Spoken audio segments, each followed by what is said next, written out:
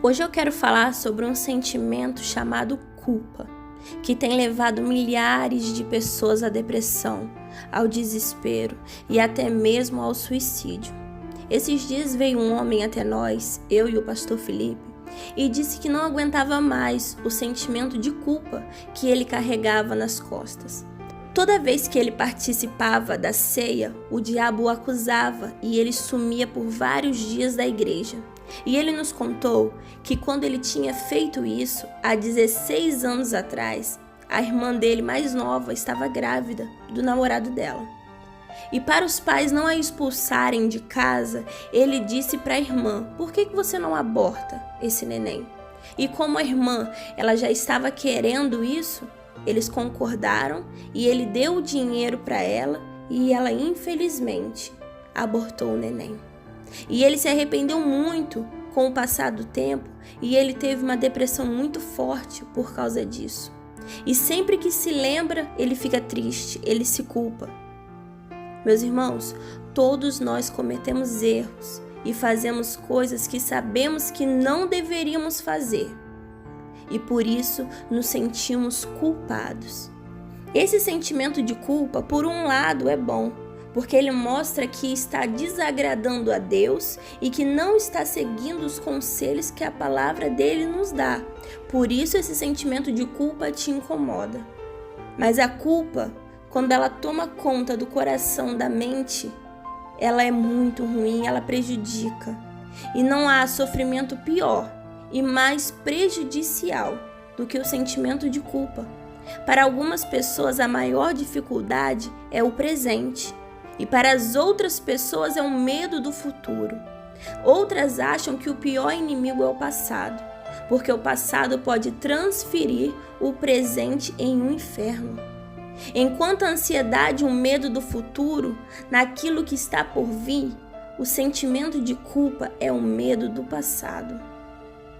E foi esse medo do passado que perturbou a vida de Jacó durante muito tempo. Ele havia mentido e enganado para obter o direito da primogenitura e a bênção de seu pai.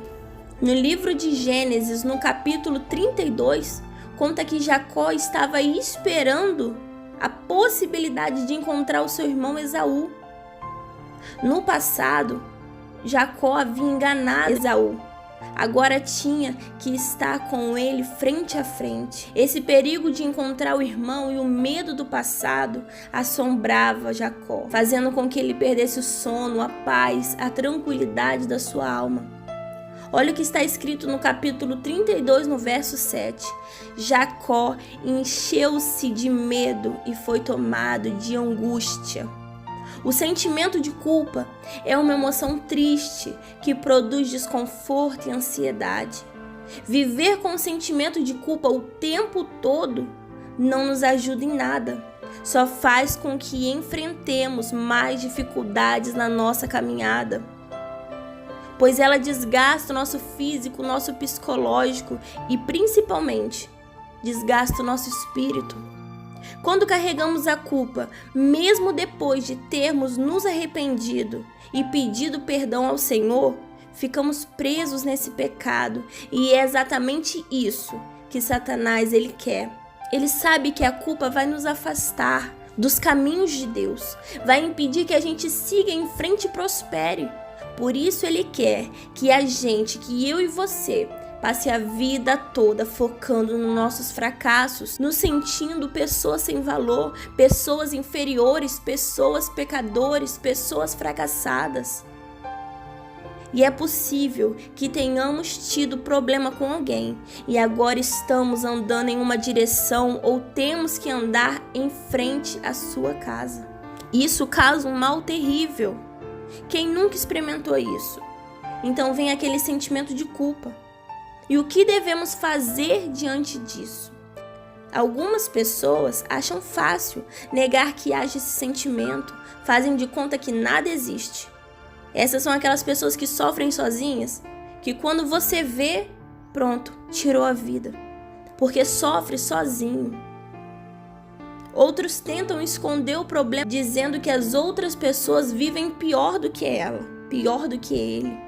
E outras fazem como Jacó, fogem para outro lugar, para outra região, para outra igreja. Você se lembra de Adão e Eva? Fugiram e se esconderam atrás da árvore? Vocês se lembram de Moisés que fugiu para o deserto? Vocês se lembram que Jacó fugiu para a terra do seu tio Labão? Muitos de nós ainda fazemos isso. Quando não queremos enfrentar o problema, a gente se esconde, a gente abandona, a gente desiste. Ainda há alguns que tentam se livrar do problema, jogando a culpa em cima de outras pessoas. Nenhum desses caminhos é correto e nem ajuda ninguém a resolver os problemas. A Bíblia diz que o diabo é o acusador dos nossos irmãos. Está escrito em Apocalipse, no capítulo 12, no verso 10.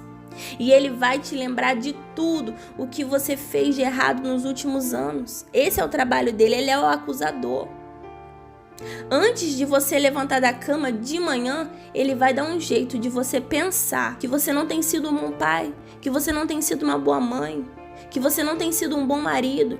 Vai te lembrar de quando você perdeu a cabeça em determinada situação. Vai te lembrar de quando você caiu em alguma tentação, que você tanto lutou para não cair, mas não conseguiu. Mas olha o que está escrito. Olha o que Deus diz para você.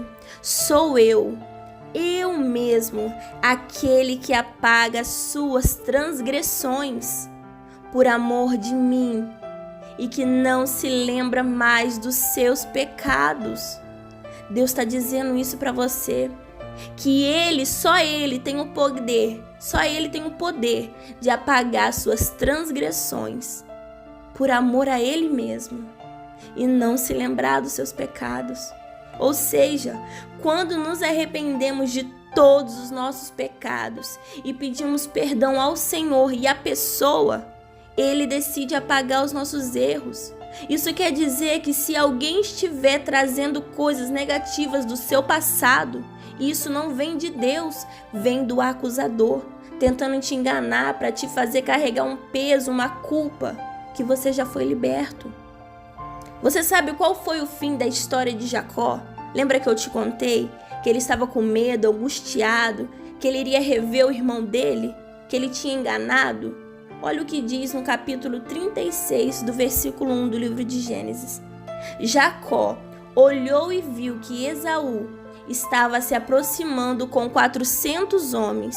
Dividiu as crianças entre Lia e Raquel e suas 2 servas. Colocou as servas e os seus filhos à frente, Lia e os seus filhos depois, e Raquel com José por último. Ele mesmo passou à frente e, ao se aproximar do irmão, curvou-se até o chão 7 vezes.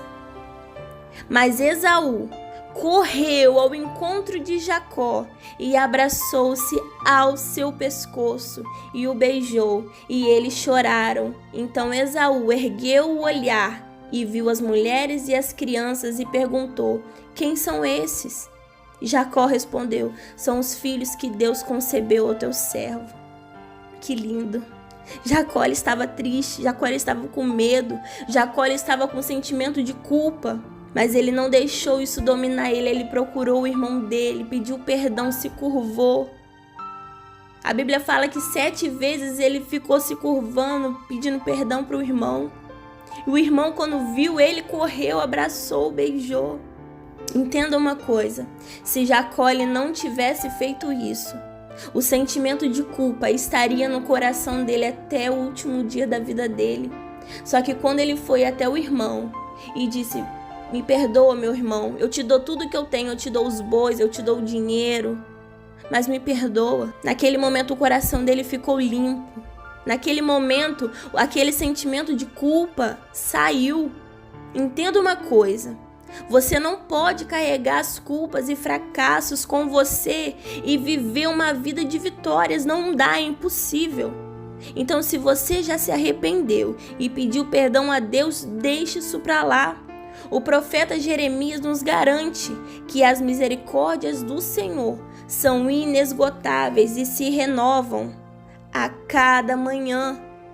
Está escrito no livro de Lamentações, no capítulo 3, no versículo 22.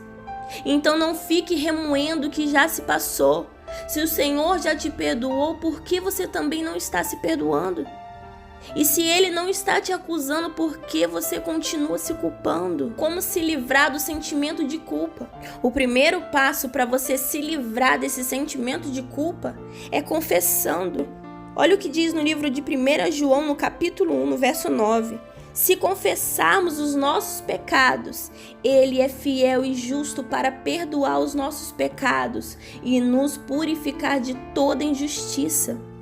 E o segundo passo para você se livrar desse sentimento de culpa é abandonar a prática do pecado. No livro de João, no capítulo 8, no verso 11, ninguém, Senhor, disse ela, declarou Jesus, eu também não a condeno. Agora vá e abandone a sua vida de pecado.